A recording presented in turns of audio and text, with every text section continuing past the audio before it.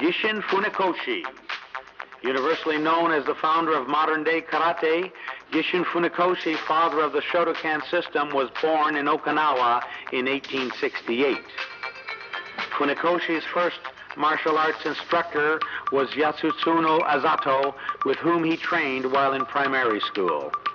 In 1902, Funakoshi's karate demonstration for the Commissioner of Schools, Shintaro Ozawa, led to the introduction of karate into the physical education programs of several schools.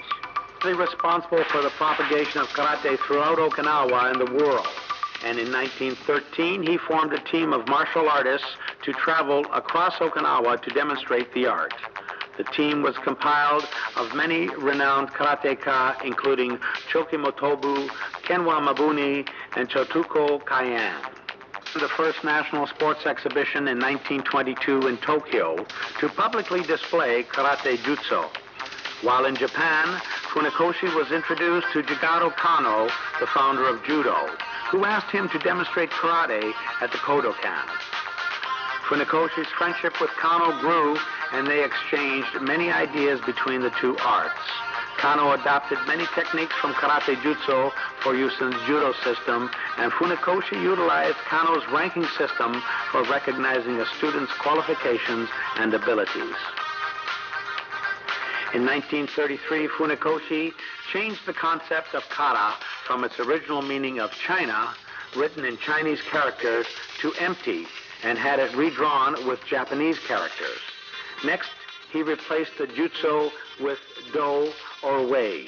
Hence the term Karate-Do, or empty hand wei, was born.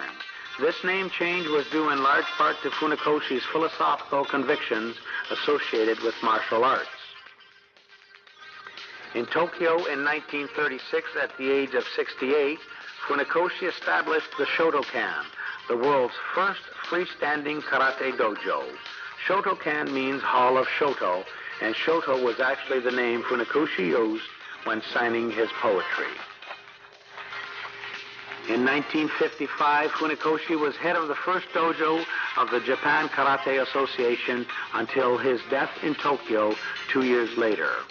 Funakoshi and his teachings influenced many prestigious martial artists, both directly and indirectly, including the aforementioned Jigaro Kano, Wado-ryu founder, Hironori Otsuka, Kyokushinkai founder, Matsutatsu Oyama, and Shito-ryu founder Kenwa Mabuni.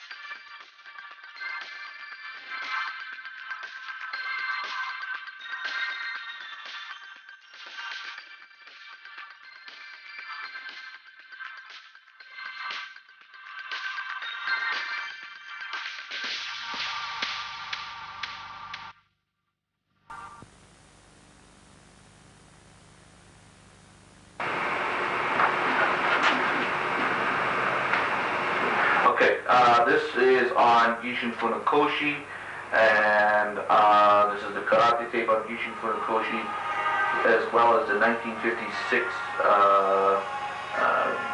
video of the JK. David, what can you tell us about this tape on Gichin Funakoshi and the rarity of this tape? It's very rare. I practiced karate for 25 years, and in the last probably 4 or 5 years, doing in-depth study into Funakoshi and the roots of Shotokan Karate. And as far as I know, I've talked to many historians from England, from Japan, and here in America. Nobody had this film. So this film is very, very rare. I'm not exactly sure of the time frame, but we're looking at a date from approximately about 1949 to about 1955, in that time frame. Maybe we can pinpoint that. However, what you are seeing is a man who is in his 80s performing Iban Kumute, or one-point sparring. It is from 2 angles, and you can see very, very clear that Funakoshi is very, very exact. Okay. And one of the things that you'll notice is that Funakoshi stances, they're much more natural, approximately shoulder length apart. In karate, changed a bit after his death and got longer, but you're going to see Funakoshi, how he taught his karate. One interesting thing about this tape, when you see Funakoshi, he had a very, very strong grip. You notice that when Asato is punching in, Funakoshi parries the blow, but he's either got a hold of the wrist or he's like just pulls him a little off balance. Funakoshi was very short in stature, even for Okinawan standards. He was at best 5 feet tall, 135 pounds at best. Asato was quite bigger, and many of Funakoshi's students were bigger than him. After all, he taught some American GIs. But you can notice that he could get inside of them. He would parry the blow, he would have this person off balance, and fire a very fast punch. What makes this tape extraordinary is that, again, when you start to look at people of his age in this era that can, walk or move around as agile as Funakoshi. This is what, all those years of karate training has done for him. And all those years date back to when he was a youth in Okinawa. Since Funakoshi was born premature, his date is a little obscure. For the record, they say he was born November of 1868. He altered his birthday to say 1970 so he could take some examinations to get into a medical college in Tokyo. And so he had to do that. So a lot of people say it was 1870, but it actually was 1868. He died April 26th in 1957. So that brings him up close to 90 years old, 89 years old. When you go back to Okinawa, when Funakoshi was raised, his father was of Shizuzuka, I'm not sure if this pronunciation, of samurai class. He was of samurai class, so there was a little bit status quo on Funakoshi's family. There was also a name change. I believe that Funakoshi's real name was Tomonagoshi, but was later on changed to Funakoshi. In any case, Funakoshi at a young age was taught the Chinese classics, and that's important because most Okinawans didn't have the opportunity to be educated. Work was very, very important. So Funakoshi was able to get an education at an early age, mostly through his grandfather. Okay, and what was his relationship with the other masters of the other disciplines in Japan? Okay, moving on. Funakoshi's major instructors, or two that he talks about, is Asato and Itosu. Okay, Itosu had other students, people like Miyagi Chojin, the founder of Goju, a legend in his own time. And if I could take just a minute to talk about Miyagi Chojin was recognized as probably the most powerful individual. His physical strength was probably the highest of like people like Ken Wamabuni and Gichin Funakoshi. He was a very, very powerful man, a wealthy man. And Ken Wamabuni, also a student of Itosu. Now, don't forget that these guys had trained with other people, Matsumura, Higaonna, a lot of different influence. But the relationship that the three of them had was very, very cordial and very, like dojo brothers. I think that they, at that time, the three of them didn't have a particular style. They just were studying Tote or Rokyu, Kempo, whatever they were calling it back then. It wasn't really called karate then, yes and no. But the three of them shared a common interest, and that was to train in karate and to hopefully to introduce karate to the world, because they believed that they were trained warriors. Now, what that meant was that the three of them believed that it was like if you gave somebody a gun, that gives you a lot of power, okay? You can do two things. You can have a gun for peaceful purposes, and you can have a gun to take the life. The way they trained was almost the same thing. They had the power to take a life, and they had the power to use it for defense only. The three of them had that consensus amongst them. And so with that, they kind of had the same philosophies. So I believe that, and many, many references, we talk to Goju people about Funakoshi. Those who were around at that time have much respect for one another. I think that, like modern day times, Goju people stick with Goju, Shotokan sticks with Shotokan, Shinto-Ryu sticks with, the beliefs of Ken Wamabuni. But back in their days, when you ask about the three of them, they had tremendous harmony amongst each other, and they worked out with each other whenever they could, and helped out with each other whenever they could. What can you actually tell us about the naming of the style, Shotokan? Interesting. Okay, Funakoshi, besides being a great karate man, Funakoshi wrote a lot of poems, mostly about karate. And so when he signed these poems, he would sign it under his nickname, Shoto. Shoto translated means pine waves. And he got that name because many times when he left Asato's house or Itosu's house, he would have to walk through these paths that would take him through these pine trees. And this was when Funakoshi would think about, writing poems or think about nature in itself. And the pine waves, he thought, was a fitting name to nickname himself for these poems. So in 1935 or 36, when his students erected the first dojo, they called it the Hall of Shoto, and thus the name Shotokan. Kan meaning building, Shoto meaning pine waves. The Hall of Shoto was developed in 1936. Unfortunately, it was destroyed during the war in 1945. But that's how Shotokan, and it wasn't Funakoshi, even in his autobiography, he's honored, but he's not. He still believes at that time that karate should be one. Karate-Do, the way of the empty hand. However, Shotokan became a style,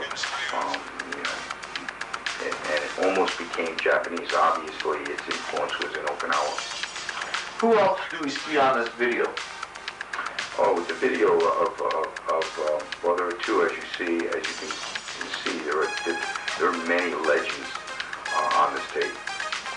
You're going to see Asao Obata, one of Funakoshi's senior students, who was at one time a member of the JKA, but then left.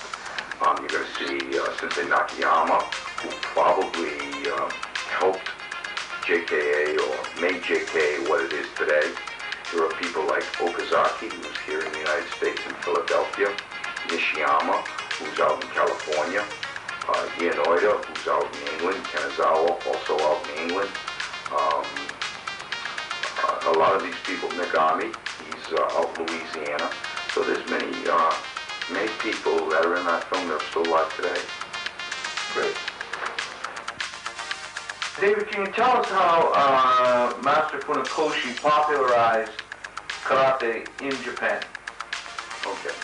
Upon the request of the Ministry of Education and the Emperor himself, Funakoshi had already did a demonstration in Japan in like 1917, returned to Okinawa, but then was asked to go back. So in 1922, Funakoshi set off for Japan to popularize karate. If you look at that time era, what was happening in Japan was judo had a good foothold, kendo was very, very popular, and karate was something very obscure. What Funakoshi did when he went over to Japan was he did a few demonstrations, was widely received, but nothing happened. Funakoshi had to take residence up at the Misazuka, a dormitory, which was a dormitory for Okinawan immigrants. And Funakoshi had a hard time trying to popularize karate. In fact, he lived so poorly that, he had to tell the cooks that, if you could give me something to eat, I would teach you karate. At best, at that time, he had maybe 10 students. So he had to work to clean up the place and take care of the mail just to survive in Japan. This is all taking place in 20. So he had a lot of dead time, but karate was always on his mind. So in 1922, he wrote a book, Rokyu Kempo. In this book, it's basically line drawings and Funakoshi's philosophy about karate, what it should be, and what kind of an attitude that you should have for it. And the book did very, very well. What happened was there was a big demand for it. Unfortunately, in 1923, a major earthquake happened in Japan. What it did was it destroyed the publishing house, and the book became it went off in obscurity. So now there was another demand to at least write another book. So 1925, 1926, in that era, Funakoshi wrote a second book called Tote Jitsu, or Rattan Karate Jitsu. And in that book, he uses a lot of photographs. And so a little bit revised edition of the first one. That started to become very popular. But in that time frame, another major thing happened. The earthquake also did damage to the dormitory Funakoshi was staying at. There was a famous kendo master that was living at the time his name was Hiromichi or Hirado Nakayama. He heard that Funakoshi's dojo or dormitory was damaged. So he allowed Funakoshi to come and teach at his dojo. And this is a major thing that happened in Japan, because it happens all the time now, but martial arts back then were like, this is kendo and you just do kendo, this is judo, you just do judo, and karate. And this famous Nakayama invited Funakoshi to teach on the off times. And because of Nakayama's influence, if Nakayama is allowing this Okinawan to teach karate, then this gentleman must have something of value. And Funakoshi's students started to increase. And from that point, Funakoshi did another smart thing.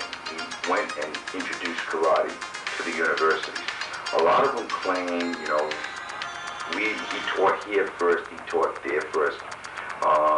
That's up to, you know, how you look at it. But he got into the universities such as Keio, Hosei, Tokyo, and a number of them. And that's when karate started to really start to get popular.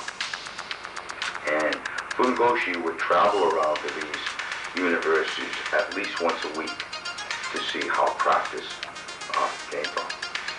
You're talking now in the 30s, when the Shotokan, getting back to when the Shotokan was developed, Funakoshi had 3 sons and a daughter. Funakoshi had a 3rd son named Yoshitaka, they called Iko. And he was a very talented individual, a little bit bigger than his father and a little bit heavier, but a lot younger. At that time, you have to remember that, you know, Japan had Kendo as a sport and Judo as a sport. Back in Okinawa, karate wasn't done as a sport. Karate was done as self-defense. So the mindset in Japan is competitive, especially amongst universities. And so what was happening was that Yoshitaka, being of that college age, he could see that karate was very dry the way Funakoshi was teaching him. A lot of kata, a lot of makiwara. So the son was coming up with innovations to introduce, instead of sanban kumite, nippon kumite, 3-point spine, 1-point spine, to make jinyu kumite or free spine, a little bit more interesting. The father allowed it to happen, but he never taught it. The style was very structured. For example, Funakoshi, in all his books or all his films that are available, you're never going to see Funakoshi doing a roundhouse kick. His karate was very, very simple. Front kick, side kick, that was basically it. But the son started to introduce the roundhouse kick, the back kick. And I guess Mr. Funakoshi allowed it to happen because he could see the interest of the students. What is the basic difference, and does this film show the difference between Shotokan Karate in its pioneer days and Shotokan Karate of today? Well, there's very small footage of Funakoshi, but what it does show is the basics, and it shows the stance level. I think that Funakoshi believed that you could stand approximately shoulder level apart and be very, very strong if your focus was there. And if you look at modern JKA stances, they're a lot longer. One of the pluses of that is that your center of balance is lower to the ground. You are stronger. It's harder to do. Your legs are longer, so you're deeper in your strength, your stance. So yes, there's some truth to the stability of the stance. The problem with the stance is that it's like physics. To get from point A to point B, you have to travel longer. And so therefore it cuts down on speed. They do practice speed drills, but I think Funakoshi's principle was stand naturally, make it focused, and you could still be as strong and fast. You don't have to get as deep. That's one of the differences. In summary, on this videotape, is there anything that you would say is historical significance other than the footage on Funakoshi? On this videotape, can you sum up for the people who are watching, what are the things that they should be really watching for? Okay, I think for people who are watching this tape that you can see that a lot of basics are done. A lot of basics. That people that are alive today and who are of high caliber spent a lot of time doing rising blocks or snap kicks over and over and over and over again. And I think if modern day people get bored with repetition and want to move on to other things, I don't know if that's good or bad, but you can see that these people spent a lot of time just training in the basics.